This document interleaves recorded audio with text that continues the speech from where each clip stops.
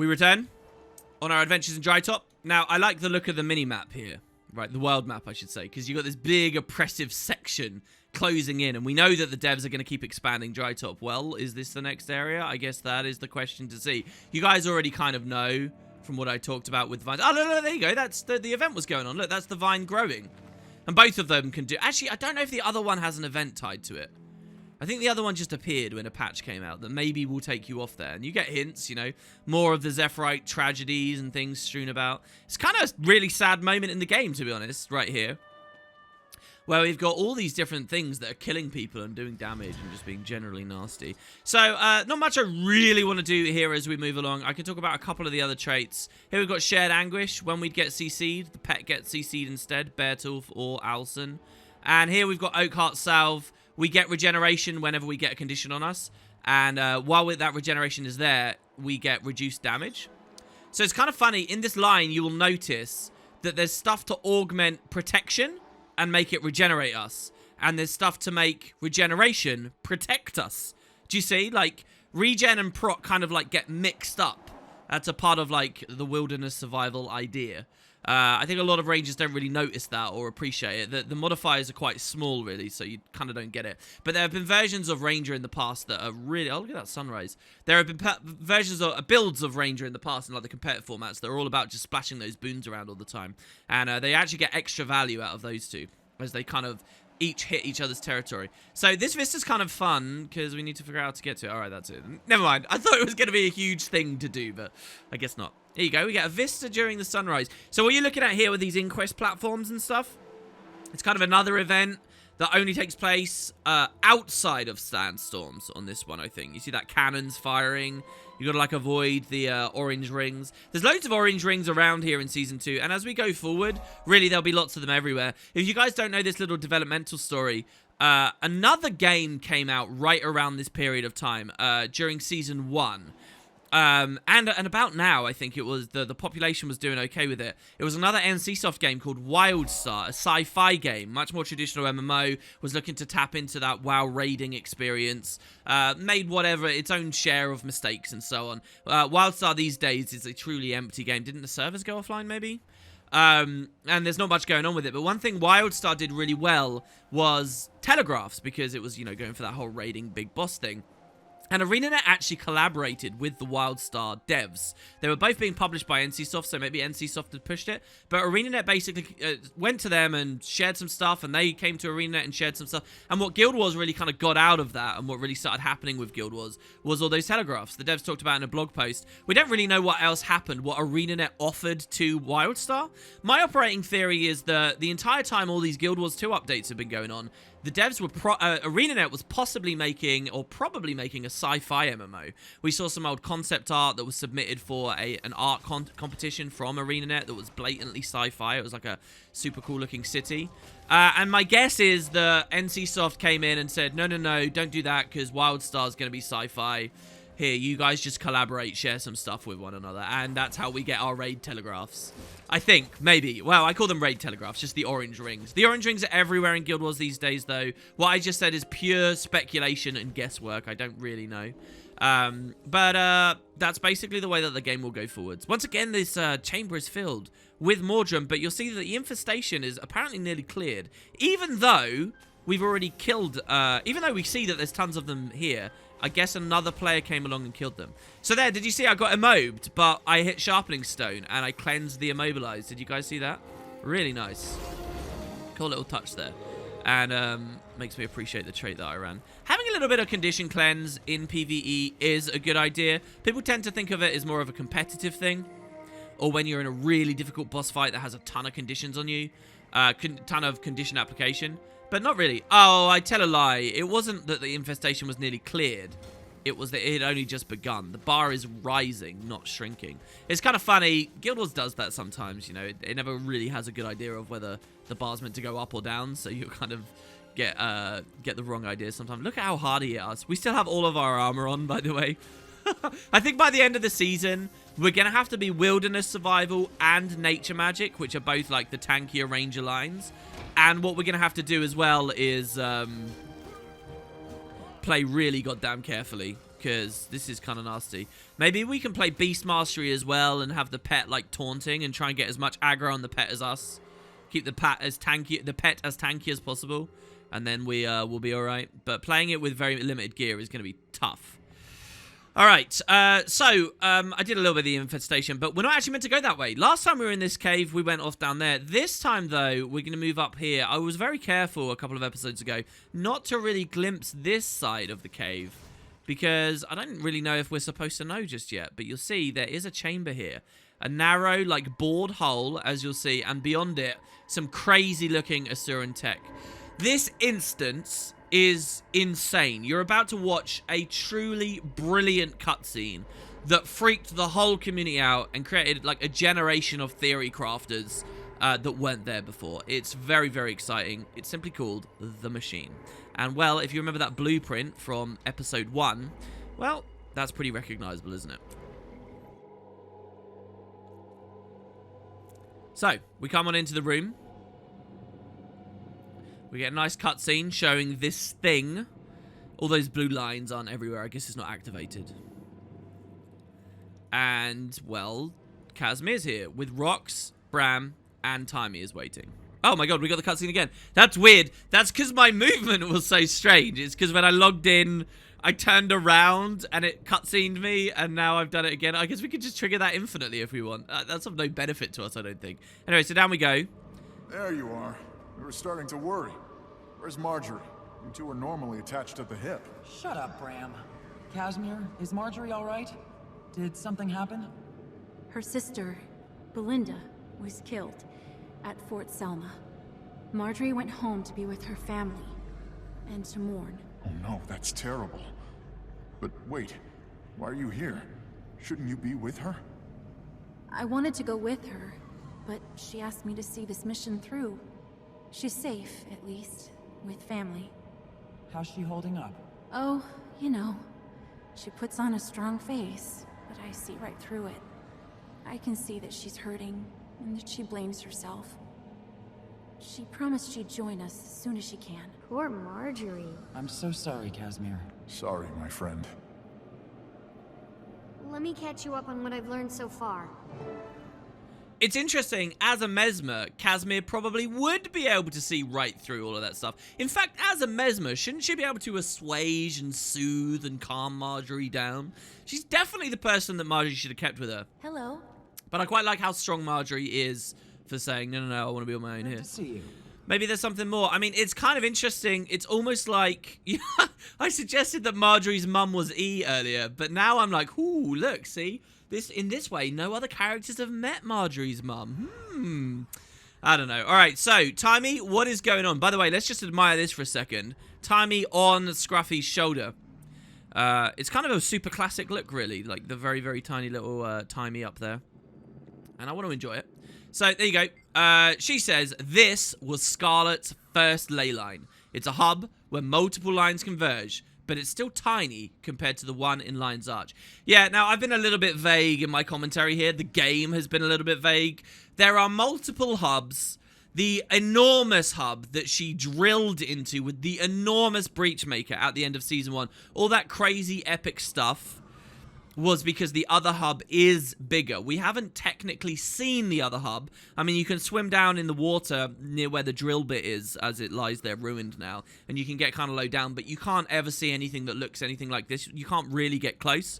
The other hub is way bigger, way more important. It's why she built all the alliances to attack Lion's Arch. She could just do it here. This is like a minor place, right? As crazy and cool it looks. So that gives you a real sense of how important LA was and why so much had to be done. The entire story of Season 1 is Scarlett having to attack Lion's Arch, right? And all the stuff she builds up to try and be able to do that. And it's because the hub over there is epic. Anyway, so this is still a hub, though. And we have a machine here. We heard some of what happened. Miners dug here. They hit this pocket. That was Tosca. I imagine the ley line messed with all their machines, so they abandoned the mine. but some must have talked and Scarlett heard about it. Well, we know that. That's why we're here. So, this is where it all began. This is definitely where Scarlett began to intensely research ley lines. Yes, these machines let us see the magic that is usually invisible. So, this is another thing. We're actually, as the story going to go along, we're going to get quite familiar with the sight of ley lines. Hopefully you guys don't feel like that's me looking too ahead. But in all those situations, you can physically see them. I guess in later patches, the devs forgot that they added this little detail here. That ley line magic is usually invisible and the machines are letting us see it. Or, I don't know, maybe it's the state of the world and just magic and the Elder Dragons has caused them to be visible. It's up to you guys. It's kind of a little bit of an error, really. What does all of her research add up to, we say? She says, you realise that if Scarlett hadn't lost her mind, she'd have been heralded as one of the greatest arcane researchers of the century. This is an unprecedented discovery. What all Asura dream of. And we did just read that book in the Derwent Pride. You can see how rudimentary and base the Asura understanding of this stuff is when it came to, like, talking about the waypoints and stuff. And, well, yeah, now we're learning all this. I'm less interested in her past than in our future, we say. Impatient, much gosh. Okay, I've ascertained that there's a disturbance in the ley lines, and it's affecting certain waypoints. Affecting waypoints? Unfortunately, Scarlett was right. When we Asura placed the waypoints, some worked better than others, so we got rid of the ones that didn't work and kept those that did. They worked better when placed on a ley line. Correct. Without even realizing what we were doing, we tapped into the power of the ley lines, and it's no longer just a theory. I can prove it now. So this is kind of just a massive recap of what we've been learning. So how are the waypoints affected? I'm 98.5% sure I can answer that correctly. It's these vines. They're attracted to the magical resonance of the waypoints. And well, we saw that. We saw a vine, like, tacked onto one, trying to sap it, right? The vines? So you mean Mordrem's corruption? Not exactly. It's my belief that these vines we're seeing are coming directly from the dragon, spreading across underground interior. It's not just corruption. It's him. So, I kind of messed up the reading there. I swapped two of the words around. So, listen, this idea, we're actually looking at the dragon. That's her theory. She says she's 98.5% certain. I don't know what her percentages really mean when she said earlier she almost killed us on a 75% probability or whatever. But, yeah, this is an interesting idea that the vines themselves are directly connected. And when we look back at the Zaitan story, you remember the devs were kind of flirting with this sort of idea. The eyes of Zaitan, the mouths of Zaitan, scouting for magic artifacts, consuming magic artifacts, feeding it back to the dragon. In one way or another, they're kind of connected to it. Well, what if we take a very literal standpoint of that? Here with Season 2, at the very beginning, we've only just really learnt the idea of this dragon's name. The devs are already toying with this idea. Is it the dragon itself we're seeing? Obviously, some of these creatures are autonomous and separate, like the thrashers and whatnot. But those vines, it's weird to think that you could chop the vine off and just keep digging and follow and follow and follow for through, you know, tons and tons of rock and thousands of miles, and eventually you might be at that eye. And the free-moving ones above ground, we ask? She says, as far as I can tell, they are corrupted, and they're spreading. But our primary concern is the waypoint situation. If that gets worse, we could be in serious trouble. I don't really like... Okay, I kind of like this, and in some ways I don't. As I mentioned in the other video, the idea of them doing waypoints as an actual story beat is really fraught with danger. Because Timey says, if that gets worse, we could be in serious trouble. And they gloss over it, the conversation ends.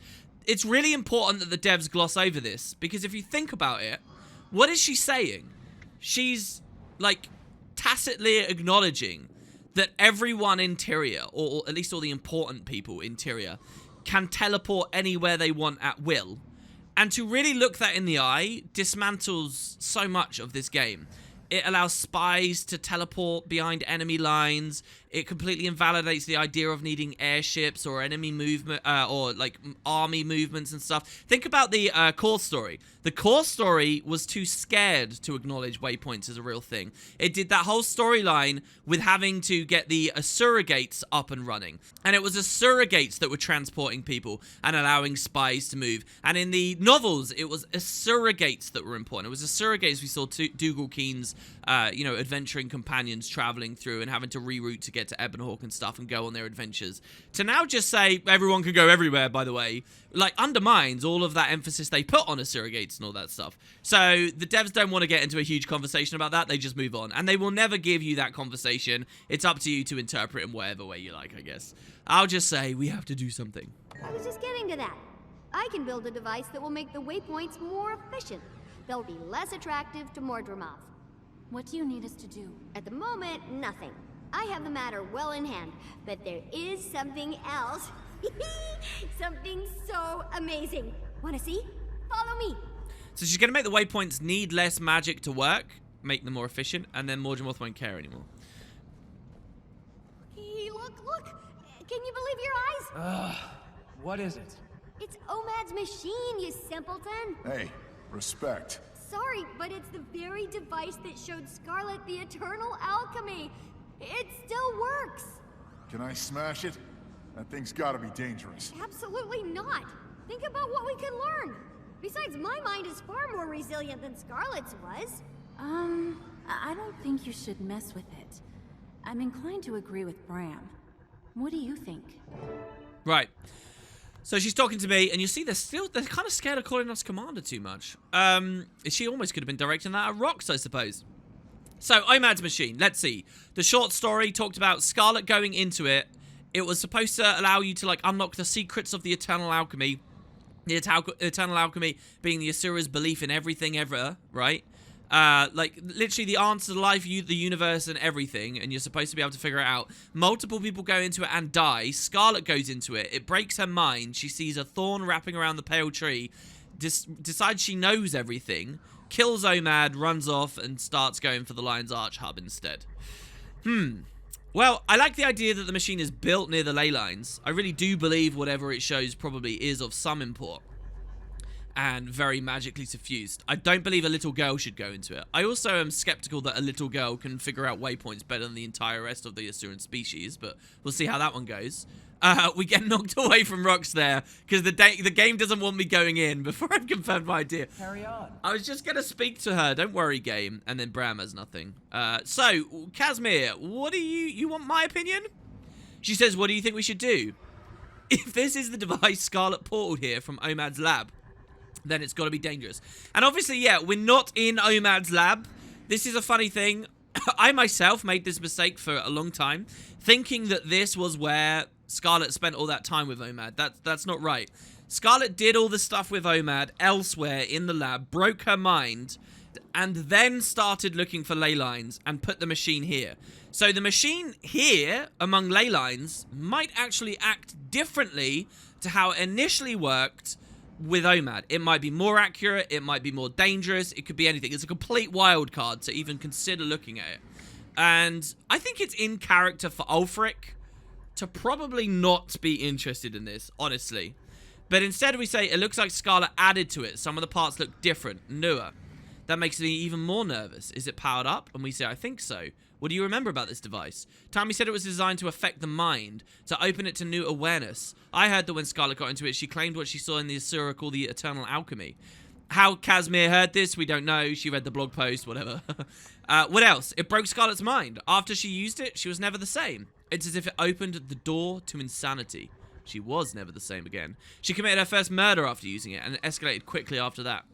Yes, this machine started her on a very dark path. Like she was being manipulated, you know? Like if you remember in Season 1, she had the marionette and stuff. One of my friends that I sometimes make YouTube videos with, World of Enders, actually appeared on that dev stream with a comment from way back when, talking about how he believed Scarlett created marionettes as a subtle suggestion to the world that she was being manipulated, and it's kind of interesting. Yeah, this machine started her on a very dark path. So, what are we going to do? We can't let Timey near it. For our own good, I agree.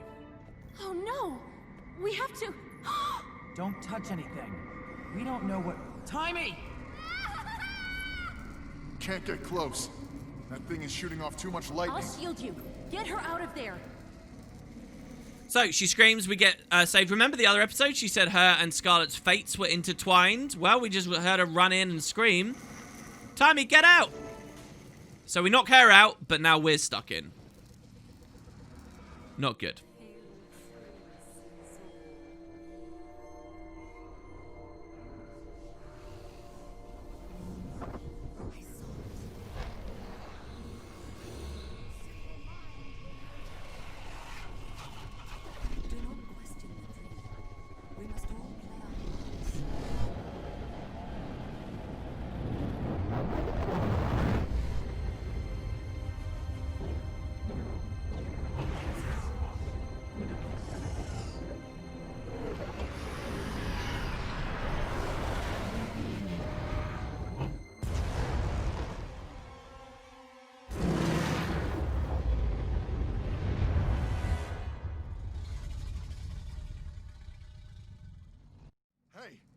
Hey, you okay? I think he's dead. What? No. He's alive. Tell us everything. What did you see? Are you all right? Once it had you, we were afraid to just yank you out. Then you started screaming and we had no choice. How do you feel? When you're ready to talk, we're ready to listen. Ah, thank God, the devs actually let us wait before we go on. So there was a bit of an animation bug there. We were supposed to be on the ground. So we weren't. You saw a very slight animation bug there where we suddenly stood up right at the end, even though we were already stood up. And Bram's saying he's dead, and I'm just standing there holding a bow. So, yeah, we do get a vision. Now, that cutscene is kind of a crazy one. There's a huge amount you can speculate and see in it if you watch it back slowly and frame by frame it. In fact, when this patch first came out, I made a really long video about the whole thing. But what do we see? We see, like, 6 different spheres, 6 different realms, 6 different forms of magic, 6 different whatevers. Just like on that picture that Scarlett drew, it did look like that tree, that white stuff, whatever it was in the middle, and we see those orbs like appear and move and circle around. We have no real way of interpreting it though. Whatever Scarlett saw, she clearly figured a lot more out. We haven't gone insane. We just kind of get to guess at what we saw. And well, what I can tell you guys is that each of the orbs there line up very curiously with elder dragons. Like, there was a red orb. Well, remember, we've kind of got a red fiery elder dragon. And, well, there was like a greeny one. There was like a blacky dark one. There was like a white icy one. There was a deep blue one. So you've got an ice dragon, a deep sea dragon. It really feels like each is the dragons, or each is a type of magic or something. And what's interesting is, when all the orbs start moving, that theory lines up too. The first orb to start moving is the red orb, which we know is the first Elder Dragon to awaken as well. Primordus, the Elder Dragon under the ground of fire. We saw that in Guild Wars 1, the first one to move, and we see it. And if you actually look through all the game's timelines at exactly when each dragon woke up, all the orbs are moving in that order. First, the right one will move, and then another one will move. There are some dragons that we didn't know specifically when they wake up, like the Deep Sea Dragon. And if this theory works, then it means through this machine we can tell that the Deep Sea Dragon woke up like before Jormag, but after Primordus or whatever. I can't actually remember what the exact order there is. So it really feels like it's got something to do with the dragons. And then, of course, you've got the idea of one of the orbs collapses into the middle and everything starts to look kind of green. And, well, the question there is that orb showing this new dragon awaken? Or is the orb perhaps showing the death of a dragon? Zaitan dying? Zaitan, you know, corrupting with its green miasmic poison everywhere? And now that's the state that the world's in, and another dragon has suddenly appeared, Mordrem. But it really does seem that the dragons are somewhat related to these orbs. It's very cool. Go rewatch it, rewind the video a little bit. You'll see there's like a purple one that's moving around very last. That's Kralkatoric. Even the timings and the very specific beats are set up. There's still that question, though, of why does the pale tree, or whatever that is, appear in the middle? What does it all represent? Well, there's a huge amount to think about, right? This is very, very cool. It's not the only time that this subject material will be relevant, so have your own ideas, your own thoughts. We'll play through the season, and another mystery gets lumped on the pile. Let's see what the commander's interpretation of it all is. Boss, are you okay? Take deep breaths. We say it was incredible, and she says, what was it? What were you talking about? Well, I had a vision. I saw it. The eternal alchemy. You what? You're gonna have to explain. I don't understand. I'll try. I saw how Tyria is woven, and I'm tied up in it somehow. So I can't remember what visually we see to represent this. I mean, we kind of do see ourselves fall into it, I guess. Somehow. Okay, I think you need to rest a while. Do you hurt anywhere? By the way, I love how we're speaking to Rox about this, that Rox is the character of all of them. Do you hurt anywhere? Listen, vast energies flow through and around Tyria, and I saw a dragon. It what? What did you see? It was a part of the workings of the world. It came at me. It sounds like a terrible nightmare. So here we're starting to get hints, right? Dragons are a part of the workings of the world. What does that mean? I mean, the whole time so far, we've just seen them as antagonists, things to destroy and deal with. But, like, what does that mean if they're parts of the workings of the world and we're killing them? What kind of story are we setting out on here? It sounds like a terrible nightmare. I also saw the pale tree at the heart of a vast moving puzzle, as Scarlett did. The pale tree? What do you think it means? It means we need to talk to her. What can she do? She's a tree. She has political clout. She's important. Perhaps more than we know. Now, remember, if we were playing Caraflower right now, this would be abundantly clear that, yes, the pale tree is an intelligent, speaking, communicative enigmatic creature, and it does seem to have many mysteries. And, well, why don't we just ask it, right? If it's in this vision, that's a great point, to be honest. She's important. Perhaps she knows more than we know. I wish I'd seen it. I'm glad you're okay, but you had magic flowing out of your ears. It wasn't so bad. His hair was standing straight up. It was. Okay, guys, this is serious. We need to talk about what we're going to do. What's the plan? There's like lots of little lines of dialogue here that are just, you know, fun, like chit-chat. So, was Timey's destiny interwoven with Scarlett's in the end? I wonder if that line earlier was to scare us here or it's to pay off later. So, another cool thing, by the way, about that cutscene, now that they're being a little bit lighter about it and we do seem to be fine, our mind isn't broken, we're not going to go on a rampage now. What a lot of players realize is if you trigger a tonic before you go into it, so you change your form to look like a creature of some kind, it will be the tonic that falls into the Eternal Alchemy. So you can see like a Doliac fall into the Great Machine of the Law, or you can see an ooze, or any tonic you can imagine. Even tonics that got added to the game way after this patch, you can come back, take here, and go in. So for example, in Drytop, there's that Monkey tonic, right? The Monkey King tonic. You could be the Monkey King falling in, and it was a bit of a fad when this came out. All the player base running in on different tonics and seeing what they could look like. Anyway, so hey Casimir. She says, can you explain more about what you saw? What do you think it means? It's hard to describe. The pale tree was in my vision. She was represented by the symbol we saw in the drawing in Scarlett's room. We have to go talk to her. In the grove? Do you think she can help make sense of your vision? She may be our greatest ally. It's time to make the world aware of Mordrem. Yes, I see. We should talk to her. How do you think we should make the world aware? This sounds like a big job. We could just have to go by. We need to let the leaders know. If we're lucky, they'll listen. So, you don't want to just inform them. You want to get them to work together against Mordrem. I can't imagine any greater or more urgent threat than Mordrem. So something's happening here as well that I find quite interesting. Guild Wars 2 is the story of the unification of the races in sight of a greater threat, right? The core story was very much about that. And before the core story came out, before Guild Wars 2 was actually playable, the devs always talked about that. It was all about unifying the races. And the core story did it in kind of a weird way. We never really had a moment where we convinced the world leaders to go for the dragons. What we did instead was we convinced the orders, which already were amalgams of all 5 races, we convinced the orders to work together. So the orders were like a surrogate story. They were like a sneaky way for the devs to do it. And then we created the pact and we went on.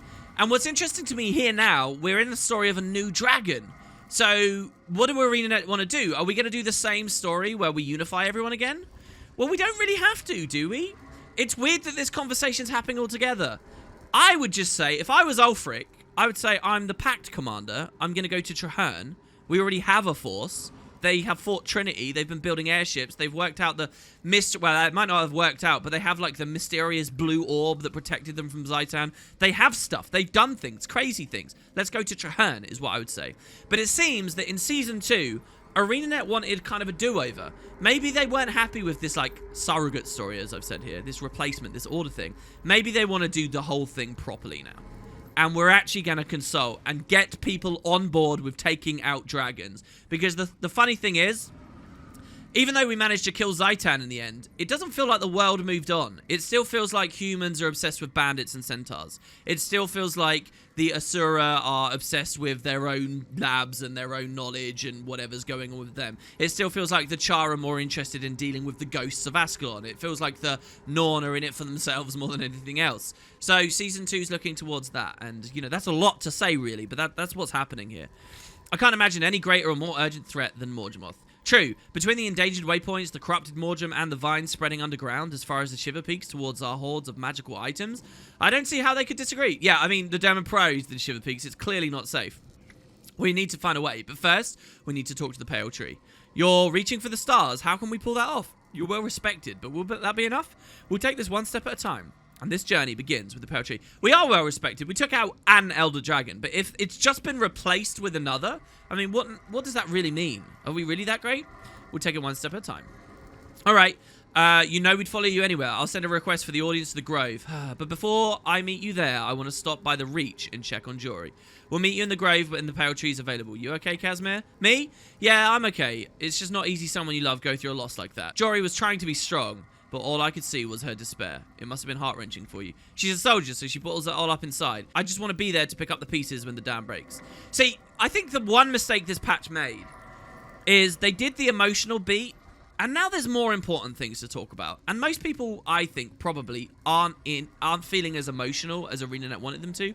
And they've got a lot of dialogue about the Marjorie thing. To me, this just feels... I mean, I guess we could just say goodbye, I suppose. She's a soldier. She'll grieve after the funeral, and her duty are complete. I expect so. Until then, she's got to be strong for her mother and sisters. If only I still had my family's wealth, I could take her away from all this. Keep her safe. Give her the things she deserves. She's a fighter. Do you think she's content being kept? I don't know. I just want to do something for her. I just want her to be safe. None of us are safe so long as the dragons are active. I'll know you when I'm ready to go to the pale tree. And there we go. All right, goodbye, Casimir. I'm so unsympathetic. I'm such a horrible person.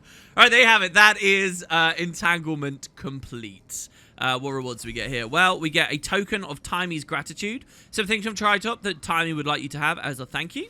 I like these little bits of flavor text and these unique containers we get. Feels good. Like, because we did just kind of save her there. So there you go, Timey. Thanks very much. Things maybe she gathered while we were away on our own little adventure there. Grabbed some thorny seed pouches. We did one of our dailies, apparently, during all of that. Oh, wow, we got a Black Lion salvage kit as well. That's good. And some more unidentified gear that's rare. Now, this might actually be useful. So if we check it out, we got a shield. We got some boots. Medium boots. These ones are condition damage boots. We would lose our T6 rune, though. And that's heavy armor, unfortunately, so we can't really do too much with that. We'll need to make sure our inventory is clean as we continue going along with Ulfric here. And, well, there you have it. So, that's another episode done. And we will be moving on into episode 3 going forwards, which is going to be a bit of a tour into various world leaders. Once again, ArenaNet will succeed with their 14-day schedule for this next one, but if we have a look at the story journal log, you're going to see that it's only called Part 1. The first signs that they were struggling to hit their release windows are about to happen. They had an idea for a patch called the Dragon's Reach, but they only got a bit of it done in the 14 days, so it's kind of a half patch and then another half patch, which is kind of frustrating in hindsight because we have to pay the full 200 gems each time. So anyway, there will be stories for next time. Thanks very much for watching, guys. Hope you enjoyed, and I will be back for another one before you know it. Take it easy.